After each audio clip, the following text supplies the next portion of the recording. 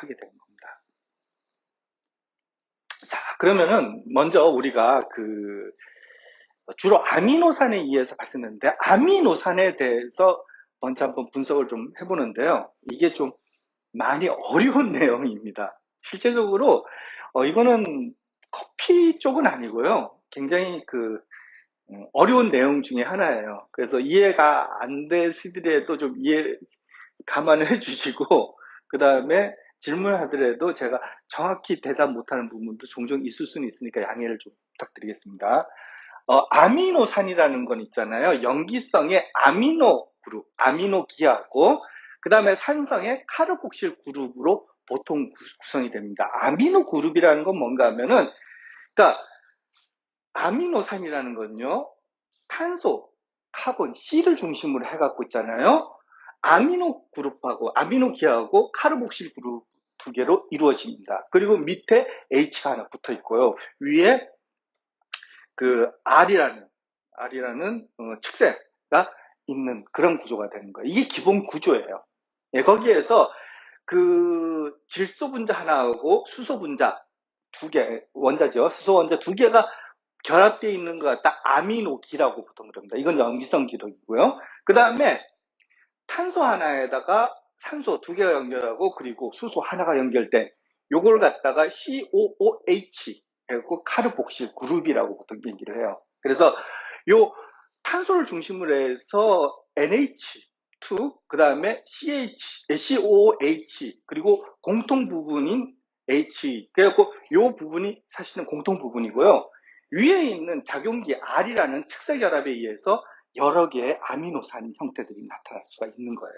그리고 아미노산의 아래에서의 여기 작용기라고 그러는데 화학 반응이 일어나는데, 요 부분에 뭐가 붙느냐에 따라서 다양한 형태의 아미노산이 만들어지게 되는 겁니다. 그래서 이 측세 결합에 따라서 만들어진 아미노산이 소수성, 그 다음에 친수성, 염기성, 방향적 고리, 그 다음에 고리에 카르복실기가 붙은 구조의 형태, 전체 한 6개의 형태, 지금 밝혀진 건 6개의 형태로 만들어지는데요. 소수성이라는 건 뭔가 물을 배척하는 성질이에요. 그래서 물이 있으면 있잖아요. 물을 밀어내는 성질입니다. 반대가 이제 친수성이에요. 물을 흡착하는 성질이 있는 거예요. 우리 보통 차에 빗물 그거 하지 말라고 바르는 게, 소수성인 용제도 있잖아요. 친수성인 용제도 있어요. 친수성은 이렇게 퍼지고 소수성은 이렇게 동글동글 뭉칩니다. 그래서 이 소수성이 있는 그런 것들이 특징을 나타내고, 그 다음에 염기성, 방향족이라는 게 대부분 우리 커피의 향 있잖아요. 방향족 아미노산, 방향족 유기산들이에요. 그래서 그 유기산에 의해서 어떤 커피의 향들이 만들어지게 되는 겁니다.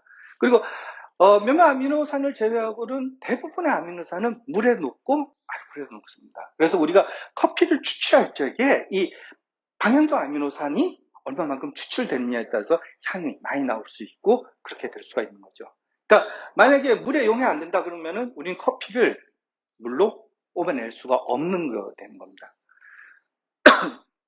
그리고 방향적 아미노산의 경우에는 있잖아요. 자외선의 일정 파장을 흡수하는 성질이 있어요. 그래서 우리가 이 커피에서 어떤 향이 얼마만큼 있느냐, 향물질이 어떤 향물질이 있느냐, 아니면 얼마만큼 있느냐를 적에 자외선을 이제 쏩니다. 쏴갖고 얼마만큼 흡수되는가 하는 스펙트럼을 분석을 해보잖아요. 그러면 여기 커피 내에 존재하는 각가지 방향성 아미노산들이 있는지, 얼마만큼 있는지를 뽑아낼 수가 있는 겁니다. 개인적으로 하기 힘들고요. 이건 장비가 있어야 됩니다. 그리고 생두에 포함된 단백질과 아미노산은 일반적인 조사에 의하면 건조 무게 대비 10에서 13% 정도를 의미를 합니다. 건조 무게라는 거는 뭔가 하면 수분이 완전히 제거된 무게. 그러니까 수분 함수율이 0이라는 걸 기준을 했을 적에 무게 기준이라고 보시면 되는 거죠. 그 다음에 이제 로스팅 과정에서 일반적으로 생두에 포함된 열에 예민한 아미노산은 대부분 파괴가 돼요. 그래서 이제 로스팅을 많이 한다 그럼 있잖아요. 아미노산이 많이 없어집니다. 실질적으로.